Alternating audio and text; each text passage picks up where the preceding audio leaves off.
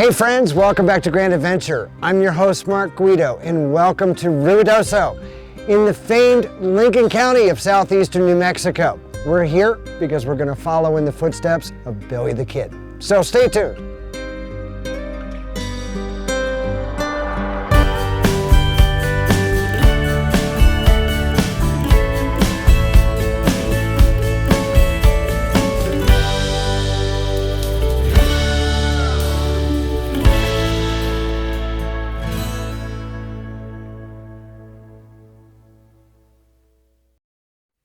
This episode of Grand Adventure is sponsored by The Dirt Pro. Find the campsite that's right for you from over 44,000 listings, either on the web or on their #1 ranked mobile app. Try all of the Pro features free for 90 days by using the promo code GrandAdventure90. There's actually a coincidental connection between this episode of Grand Adventure and our most recent travel episode from Silver City, New Mexico. You see, the infamous Billy the Kid was raised in Silver City as Henry McCarty, also known by the pseudonym William H. Bonney, and was arrested there for the first time for stealing food. He was orphaned at age 15 when his mother died of tuberculosis in Silver City. However, it was here in Lincoln County that Billy's life of crime blossomed and suddenly ended with his reported death at the hands of Sheriff Pat Garrett at the age of 21. In this episode, we're going to follow in Billy's footsteps, visiting the scene of some of his most memorable moments.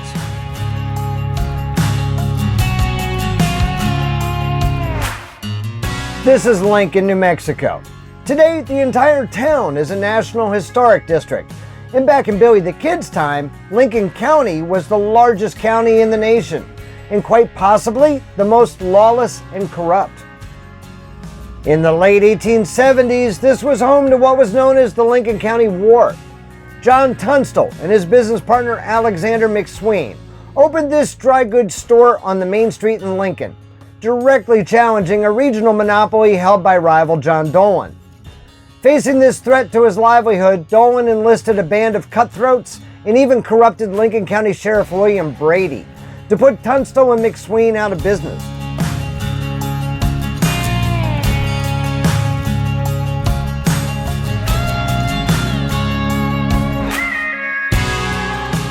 Tunstall surely realized what was coming. In addition to the thick adobe walls of the store that would stop any bullet, these wooden window shutters actually encase plates of steel, visible here through this hole in the wood. Tunstall caught Billy the Kid rustling some of his livestock.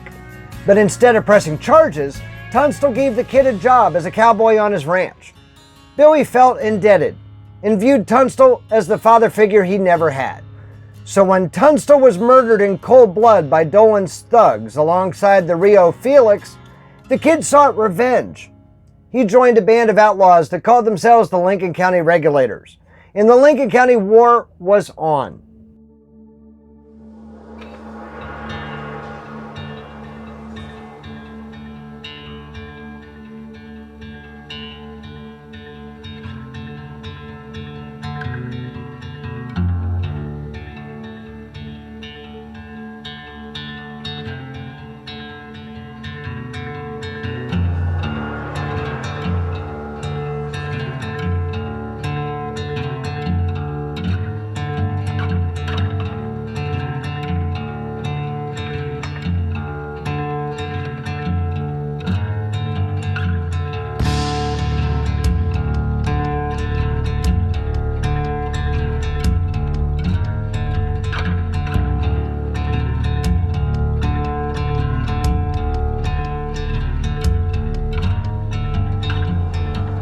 The Regulators killed Sheriff Brady, and further killings continued unabated for several months, climaxing in the Battle of Lincoln, a 5-day gunfight and siege at McSween's home in 1878 that resulted in the death of McSween and the scattering of the Regulators.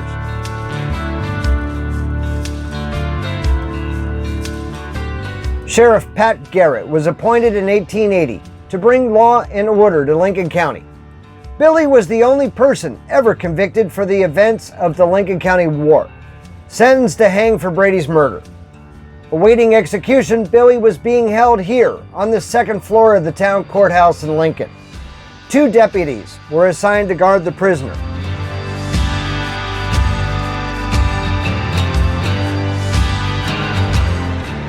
While the abusive deputy Bob Ollinger was across the street having lunch at the Wortley Hotel, Billy convinced the remaining deputy, James Bell, to let him use the outhouse out back here behind the courthouse.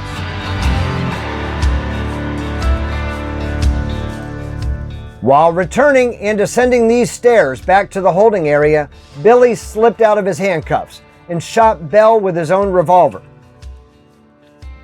It's believed that this bullet hole in the wall of the stairwell occurred during the scuffle. Billy knew that Ollinger would hear the gunshots and return to the courthouse. Still smarting from Ollinger's abusive behavior, Billy grabbed a shotgun from the jail's arsenal and positioned himself at this window. When Ollinger crossed the street, Billy called out, "Look up, old boy, and see what you get," and shot Ollinger dead.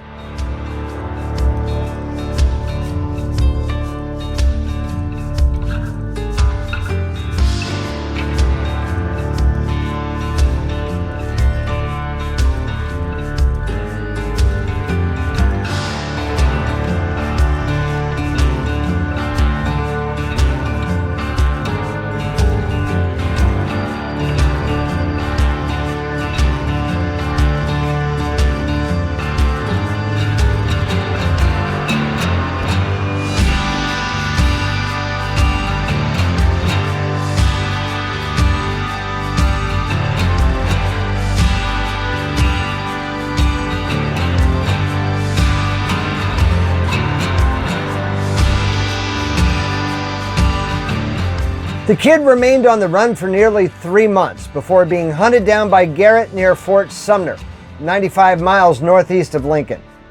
It's there that Garrett reportedly ambushed and finally killed Billy, although some doubted Garrett's account when there were 2 credible people who many decades later claimed to have been Billy the Kid.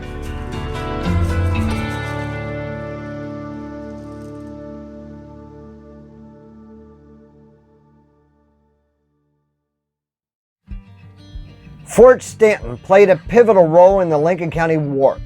For following its construction in 1855 to serve as a base of operations for fighting the Mescalero Apaches, it was from here that the military was called in to try to quell the skirmishes in Lincoln.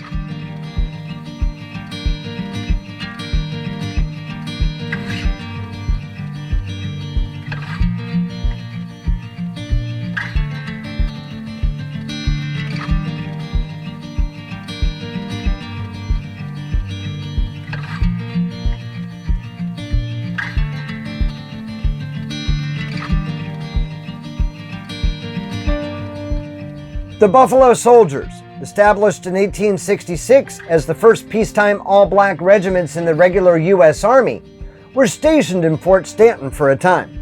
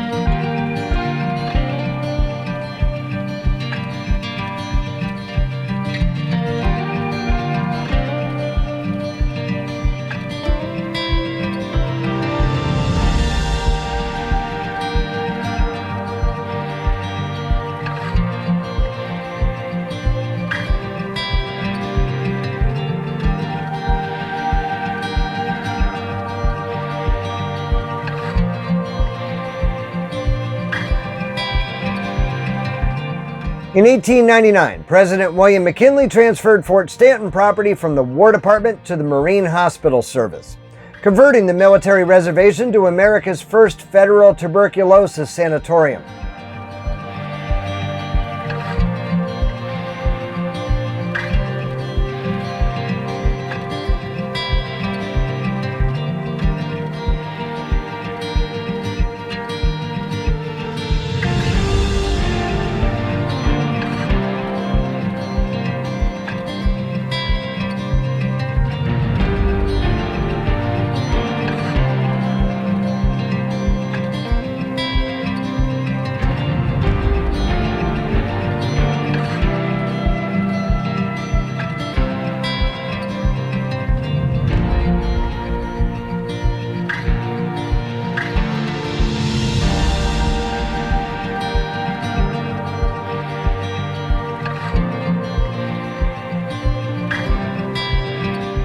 During World War II, Fort Stanton was used as a detention center for German and Japanese Americans arrested as enemy aliens, and 411 German nationals taken from the luxury liner Columbus in 1939.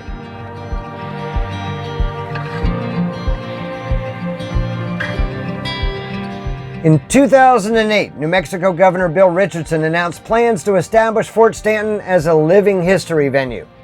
In 2009, the area around Fort Stanton and Fort Stanton Cave was designated by the U.S. Congress as a National Conservation Area, managed by the BLM. There are numerous wonderful boondocking spots available for free in the National Conservation Area for those not in need of cell service.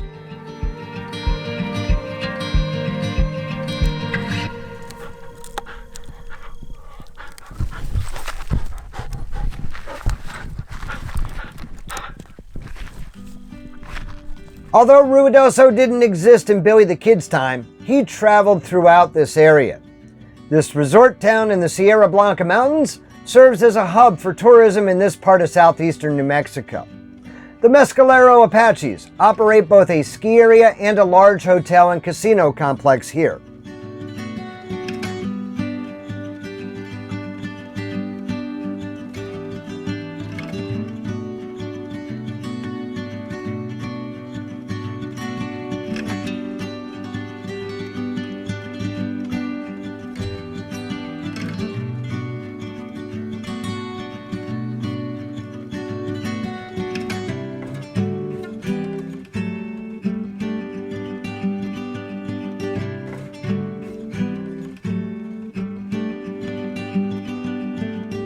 While visiting Lincoln County, we're staying at the Eagle Creek RV Resort in the hamlet of Alto, situated on 33 forested acres just outside of Ruidoso. It's home to many seasonal visitors who bring large RVs from nearby Texas, although some sites remain available for transient visitors like us. Rates here cost $45 per night for full hookups, with a 3-night minimum.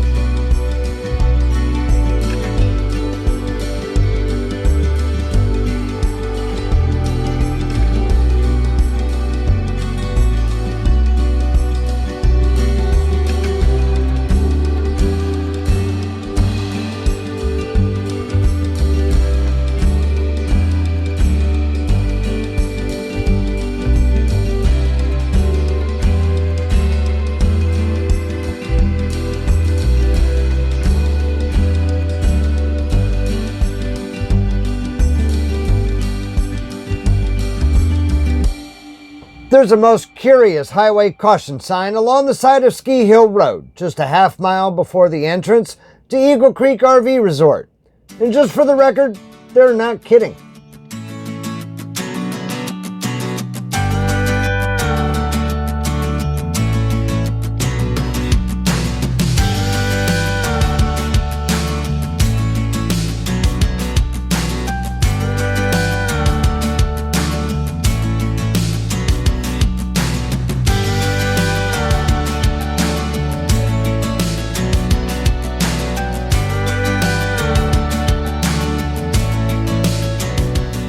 Eagle Creek's acreage means there's plenty to explore in the woods behind the RV park.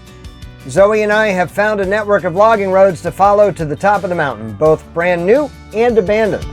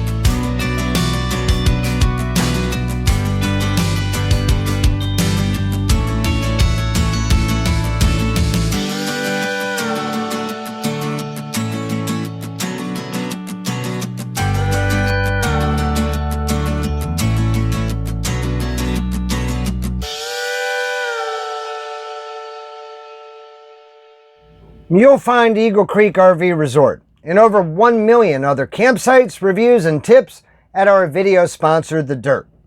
Pro members even get the ability to search for a campsite while outside of cell service or Wi-Fi range, as well as trip routing, public land map layers, and campground and camping gear discounts.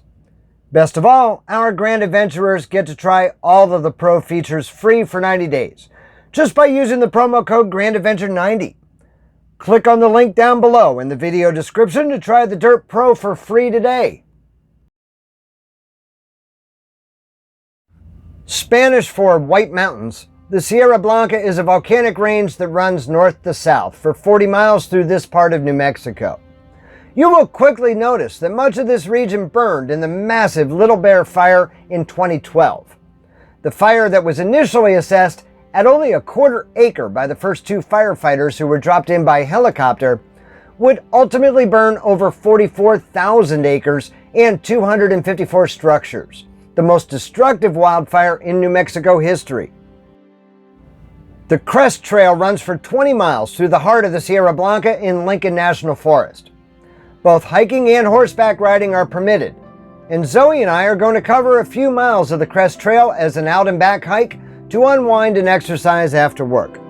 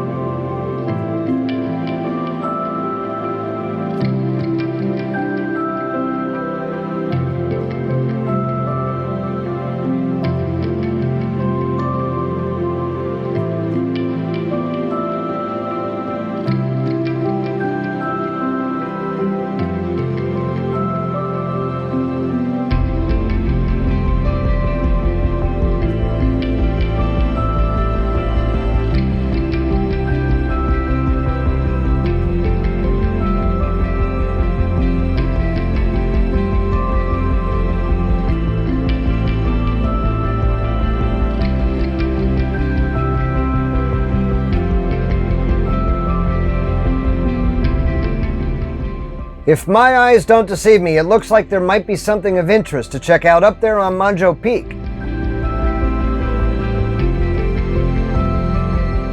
Monjo Lookout was completed in 1940 by the Civilian Conservation Corps to serve as a fire lookout tower from a lofty 9,582 feet. The 7x7 metal cab is built into a 14x14 native stone tower that houses the living quarters. The structure is listed on the National Register of Historic Places, as well as the New Mexico State Register of Cultural Places.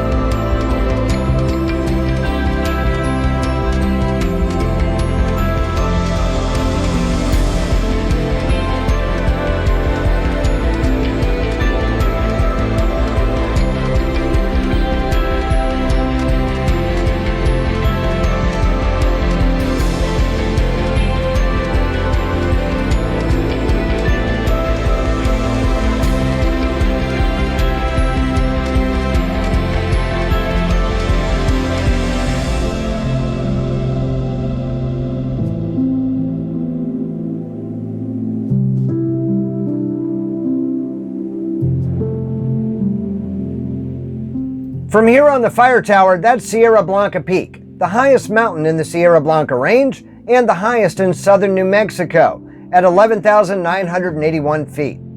It is also the most southerly peak to exceed 11,000 feet in the continental United States.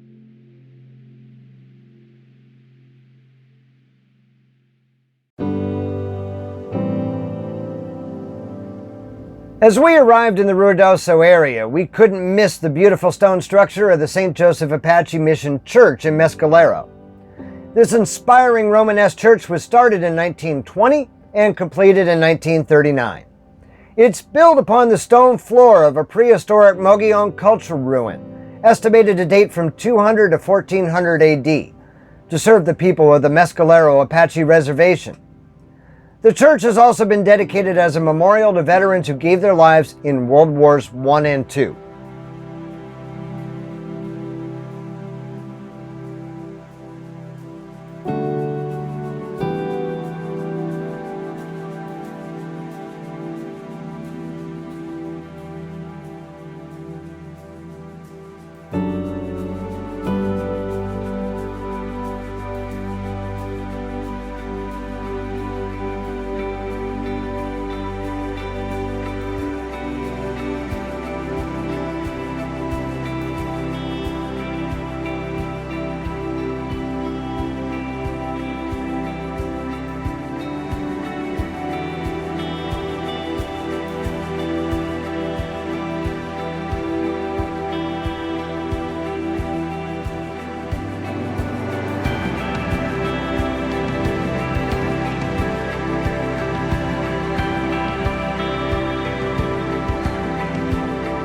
St. Joseph is on the Apache Reservation in the village of Mescalero. Back in Billy the Kid's time, this was known as Blazer's Mill, where one of the gunfights of the Lincoln County War took place only 3 days after the murder of Sheriff Brady.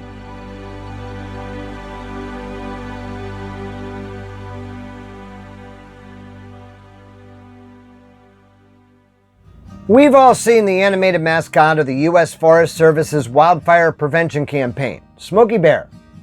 Few realize, however, that this humanoid caricature is actually based in part upon a real living bear.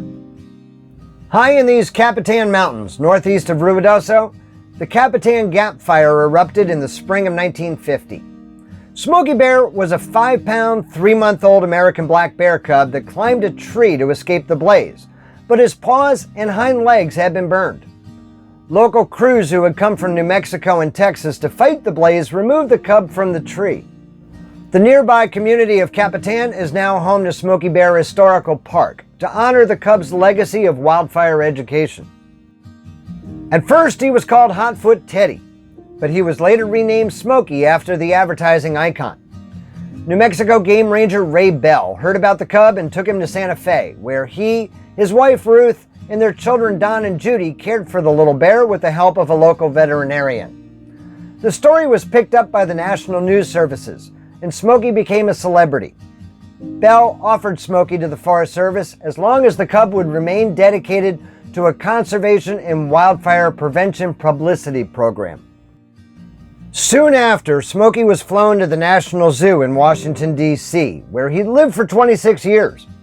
During that time, he received so many letters addressed to him, more than 13,000 a week, that in 1964, the United States Postal Service gave Smokey his own zip code.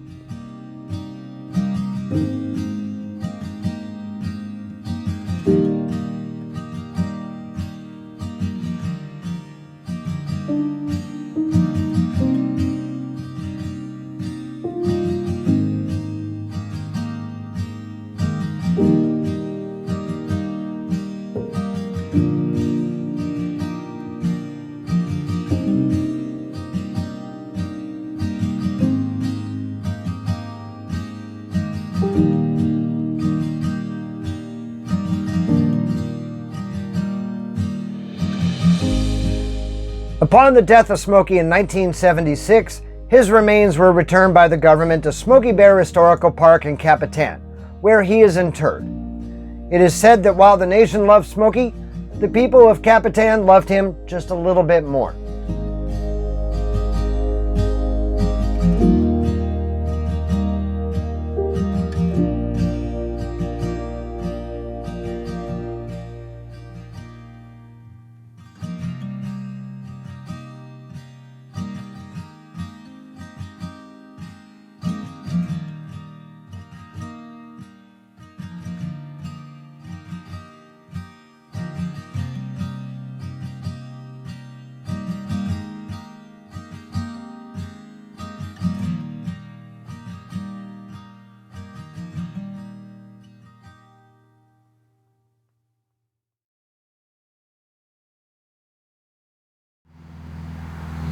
So we truly hope that you've enjoyed visiting this beautiful and historical corner of New Mexico with us. If you liked this episode, it's extremely important to us that you give us a big thumbs up down below. And while you're down below, why not leave us a comment in the comment section? Because we love to hear from you after each episode of Grand Adventure that we air every Wednesday evening. Now, we'd be honored if you shared the channel with your friends, family, and on social media.